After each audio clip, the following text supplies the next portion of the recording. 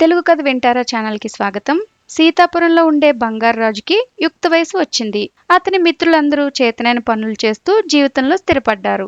బంగారాజుకు మాత్రం పని మీద ఆసక్తి ఉండేది కాదు. జులాయిగా తింటూ తిరుగుతూ ఉండేవాడు. జీవితంలో స్థిరపడి గౌరవంగా ఉండాలి అనే ఆలోచన ఉండేది కాదు. అతడు స్నేహితుల్లో కొందరికి పెళ్ళయింది. తనకు పెళ్లి చేయమని తండ్రి ముత్యాలరాజుని అడిగాడు. కానీ తండ్రి, నీ కాళ్ళ మీద నువ్వు నిలబడితేనే పెళ్లి చేస్తాను. ఒక పని చేయి, ఒక బంగారు నాణెం తెచ్చి నా చేతిలో పెట్టు. ఆ తర్వాత నీ పెళ్లి గురించి ఆలోచిస్తానని చెప్పాడు తండ్రి. కనీసం ఇలా అయినా ఏదో ఒక పని చేసి సంపాదిస్తాడు అని అనుకున్నాడు. అంతేనా అనుకుంటూ వెళ్ళాడు బంగారాజు. ధనవంతుడైన తన స్నేహితుడి దగ్గర అప్పు తెచ్చి ఒక బంగారు నాణెం కొని తండ్రి చేతిలో పెట్టాడు.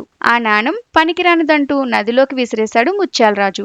ఎందుకు అలా చేశాడో బంగారాజుకి అర్థం కాలేదు. మళ్లీ కొద్ది రోజులకు తల్లిని అడిగి మరో బంగారు నాణెం తెచ్చి తండ్రి చేతిలో పెట్టాడు. ఇది కూడా పనికిరాదు అంటూ నీటిలోకి విసిరేశాడు. తండ్రి చేసిన పనికి ఏం చేయాలో తెలియక ఏం మాట్లాడకుండా వెళ్లిపోయాడు బంగారాజు. కొద్ది రోజుల తర్వాత మళ్లీ ఒక రోజు బంగారు నాణెం తెచ్చి తండ్రి చేతిలో పెట్టాడు.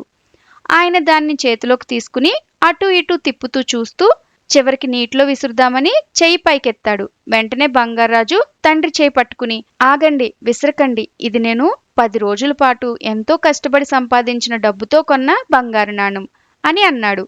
ముత్యాలరాజు, ఈ మాట కోసమే నేను ఎదురు చూస్తున్నాను. ఇంతకు ముందు నీళ్లలో విసిరిన నాణేలు నువ్వు సంపాదించినవి కాదు కాబట్టి వాటిని నీటిలో పారేసినా నీకు ఏమీ బాధ అనిపించలేదు. ఏం మాట్లాడకుండా వెళ్ళిపోయావు. ఇప్పుడు నీకు కష్టమంటే ఏంటో తెలిసింది. ఇది నువ్వు కష్టపడి సంపాదించింది కాబట్టి నేను నీటిలోకి విసిరిపోతుంటే నా చెయ్యి పట్టుకుని ఆపావు. అంటే నీకు కష్టం విలువ ఏంటో తెలిసింది. డబ్బు విలువ అర్థమైంది. ఇకపై నీ కాళ్ల మీద నువ్వు నిలబడగలవు. భార్య పిల్లల్ని పోషించగలవు. ఇప్పుడు నీకు పెళ్లి చేస్తాను అని చెప్పాడు. ఇలాంటి మరెన్నో కథలు వినాలనుకుంటే తెలుగు కథ వింటారా ఛానల్ని సబ్స్క్రైబ్ చేసుకుని పక్కనే ఉన్న గంట సింబల్ని ప్రెస్ చేయండి. మరొక మంచి కథతో మళ్ళీ కలుద్దాం.